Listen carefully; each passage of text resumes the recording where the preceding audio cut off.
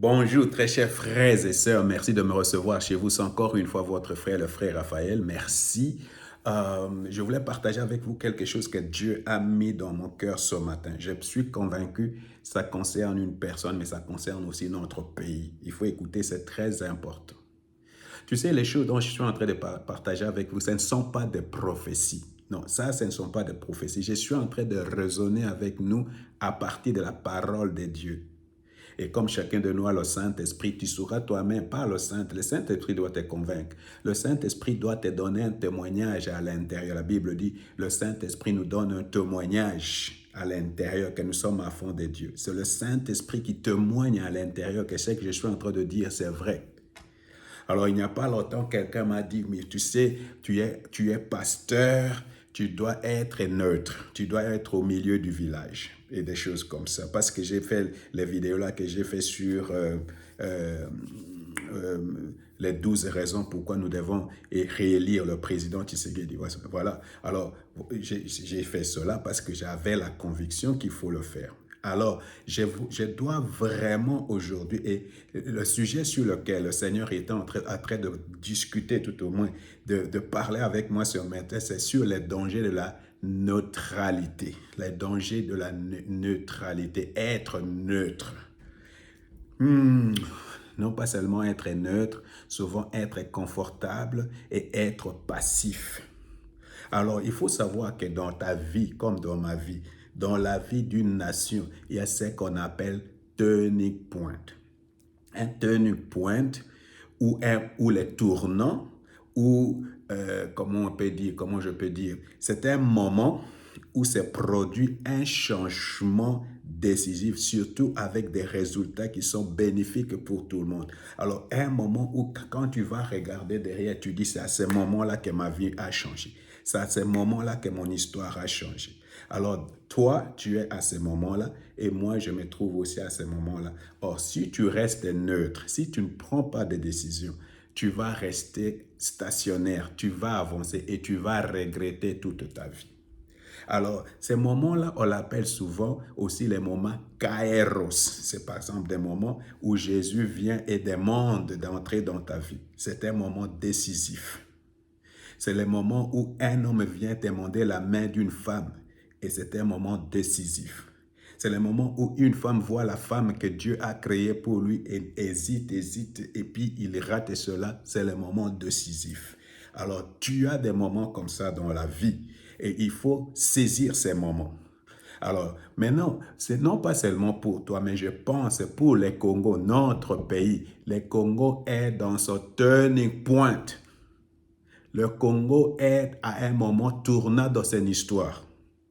Alors, si nous allons rester neutres, si nous n'allons pas prendre position, si nous n'allons pas choisir, nous risquons de regretter toute notre vie.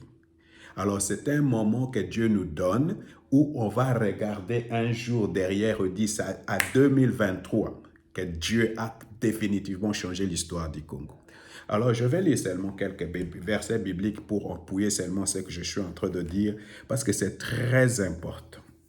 Alors, quand vous lisez comment on appelle, dans Apocalypse chapitre 3, verset 15 à 16, la Bible dit, je connais tes œuvres, tu n'es ni froid ni bouillant, puisses-tu être froid ou bouillant, ainsi parce que tu es tiède et que tu n'es ni froid ni bouillant, je te vomirai de ma bouche. C'est Dieu veut que tu sois chaud, Dieu veut que tu prennes une décision. Tu dois avancer. Tu dois faire quelque chose. La décision, c'est ce qui nous fait avancer. Notre décision, c'est ce qui fait qu'on recule ou on avance. Alors, tu vois ici, par exemple, dans Josué chapitre 5, verset 13, comme Josué était près de Jéricho, et là, Israël était au devant d'une situation très compliquée. Ils doivent aller à la terre promise et Jéricho était l'obstacle, le plus grand obstacle contre eux. Maintenant, alors, donc, quand vous lisez Josué chapitre 5, verset 3, verset 13, comme Josué était près de Jéricho, il leva les yeux et regarda, voici un homme se tenait debout devant lui, son épée nue dans la main. Alla vers lui et lui dit, es-tu des nôtres ou de nos ennemis? Est-ce que tu es pour nous ou tu es contre nous? Est-ce que tu vas avec nous ou tu ne vas pas avec nous? Voilà, frère. Alors, je vais lire aujourd'hui Josué, dans Josué 24, verset 25. Alors Josué remplit tout, appelle tous les peuples d'Israël, dit, qui vous voulez servir? Est-ce que vous voulez servir l'Éternel ou vous voulez, qu'est-ce que vous voulez faire? Alors, lui-même, il dit, si vous ne voulez pas servir, moi et ma maison, alléluia, moi et ma maison, nous allons servir l'Éternel. Moi et tout ce qui est dans cette maison, c'est une décision. Frère, il faut arriver à prendre des décisions.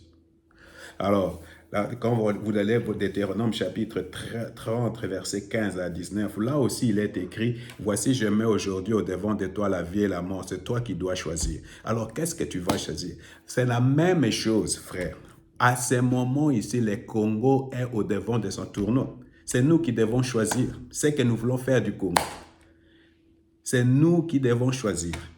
C'est nous qui devons déterminer si nous voulons que le Congo devienne un État de droit, nous voulons que le Congo devienne prospère, nous voulons que le Congo devienne un grand pays, nous voulons que le Congo soit un pays de plein emploi, nous voulons que le Congo devienne, entre dans son destin, nous voulons que le Congo soit le pays que Dieu a créé. C'est maintenant là, ça se joue maintenant. Je n'ai pas mis de l'eau dans ma bouche, je ne suis pas corrompu, personne ne m'a donné de l'argent, Dieu m'en parle et me met ça dans mon cœur, je partage avec vous. C'est pourquoi il faut partager ces vidéos. Vous comprenez? Il y a ces moments, si nous ratons ces moments ici, c'est fini. Nous allons le regretter très longtemps. Que le Seigneur vous bénisse.